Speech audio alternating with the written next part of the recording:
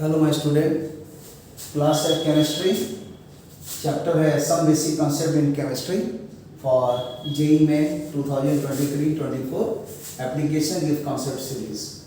Question number ये 12 है। M का मतलब हो गया जेई मेन का, एडवांस में ए लिखा हुआ है। एडवांस में भी 11 क्वेश्चन हम बनवा दिए हैं, तो वो सब भी थोड़ा पढ़िए और इस क्वेश्चन को अटेम्प्ट करिए। 2020 में 9 जून को शिफ्ट 1 में आया था। फिर इसके बाद हम एनालिसिस के साथ इसको एक्सप्लेन करेंगे।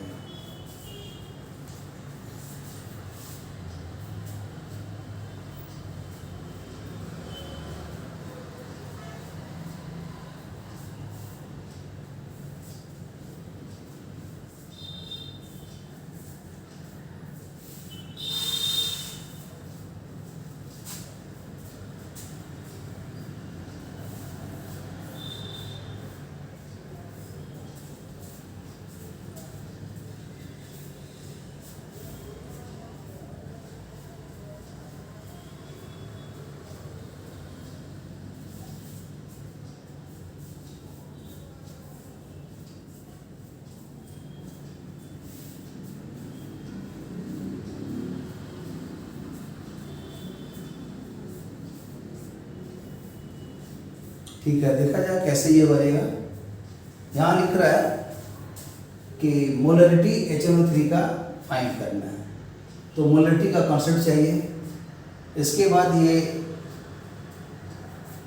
डेंसिटी जो दिया है ये सॉल्यूशन का है और मास परसेंटेज 63 दिया हुआ है, तो यहाँ mass percentage of the solution भी समझना पड़ेगा। तो देखते हैं कैसे कैसे एनालाइज कर रहे हैं, समझते जाइए। तो सबसे पहले आएगा कि ये जो मोलरिटी लिखा है इसका मतलब क्या है। तो ऐसे सोचिए कि मोलरिटी को लिख सकते हैं कैपिटल M और इसका कॉन्सेप्ट है मोलकुलर वेट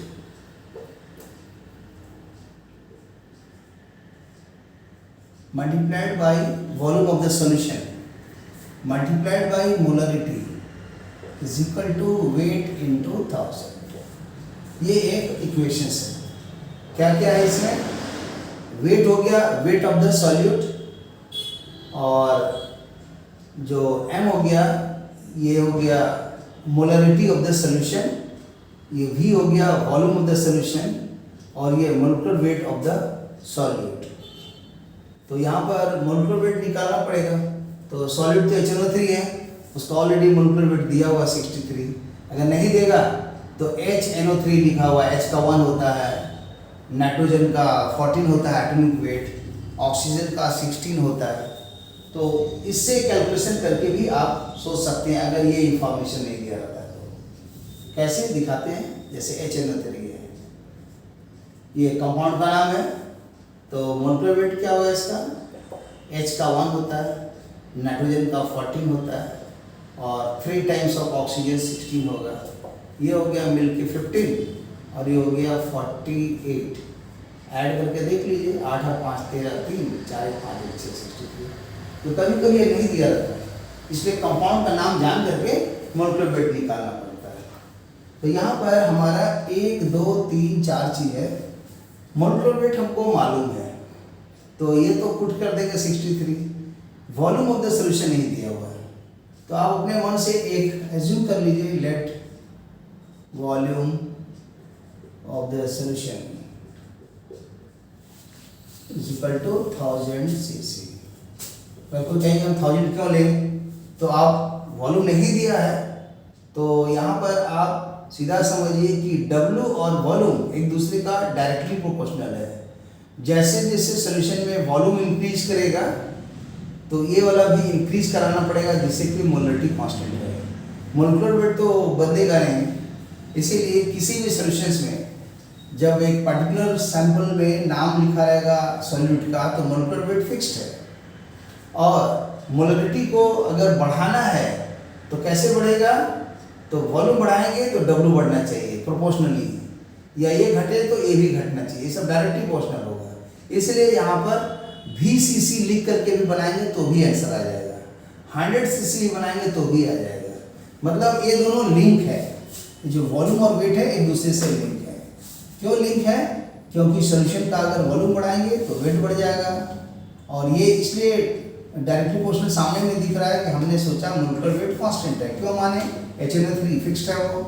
फिर मोलरिटी ऑफ द सॉल्यूशन भी वो फिक्स्ड ही रहेगा, क्योंकि किसी भी सॉल्यूशंस को अगर बनाएंगे तो आप उसका 100 सीसी बनाएं या 1000 सीसी बनाएं, उसका मोलरिटी को अगर कांस्टेंट रखना चाहते हैं तो ये प्रोपोर्शनल में आता है। तो यहाँ पर एक थोड़ा सा लॉजिक लग रहा है कि 1000 ही क्यों माने, तो मैं सीधा बता दे रहा हूँ, यहाँ आप कुछ भी मानेंगे तो भी आंसर सेम आएगा, क्योंकि ये बढ़ने से ये बढ़ जाएगा, वो मैनेज कर लेगा मोलरिटी को कांस्टेंट रखने के लिए, इसलिए उसका कोई दिक्कत नहीं है।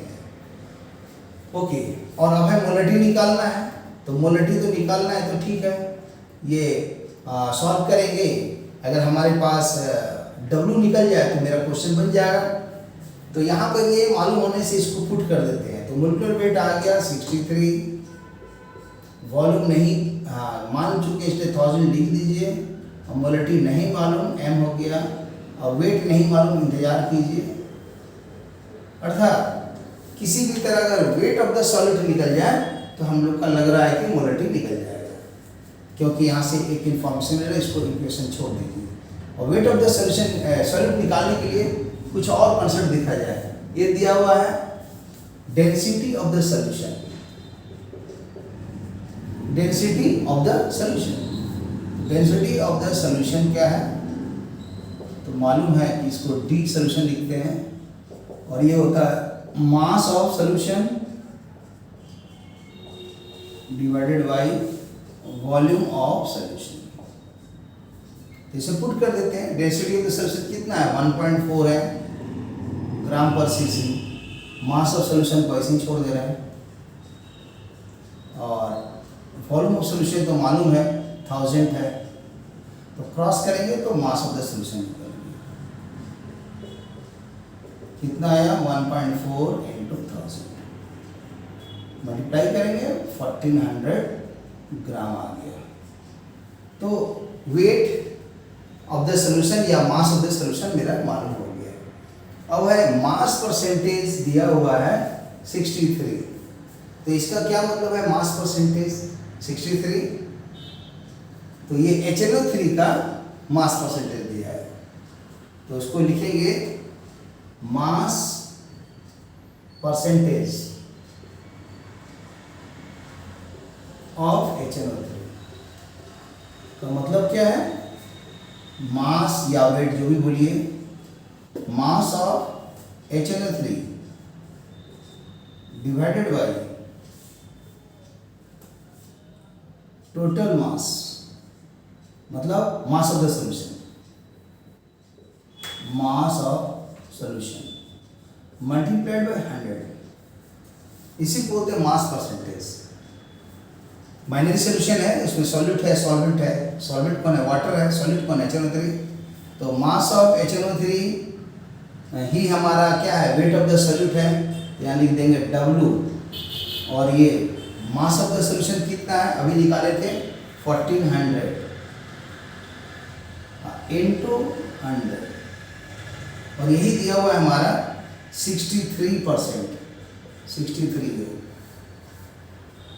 मतलब दिस बाई दिस इंटू 163 है। तो अब इसको सॉल्व कर देंगे तो W यहाँ से फाइंड हो गया, ये 2 0 ये कैंसिल हो गया, 14 × 63। सॉल्व करने की जरूरत नहीं है, इतना ग्राम में आ गया। और अब फ्रॉम रिलेशन 1 यूज करेंगे तो क्या होगा? देखिए, फ्रॉम रिलेशन 1 63 को रहने देंगे, 1000 भी रहने दे रहे हैं,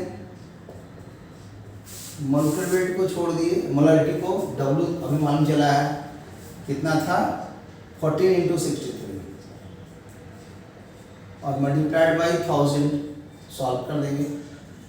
1000 कैंसिल हो गया, 63 कैंसिल हो गया, M निकल गया 14। तो आ गया मोलरिटी,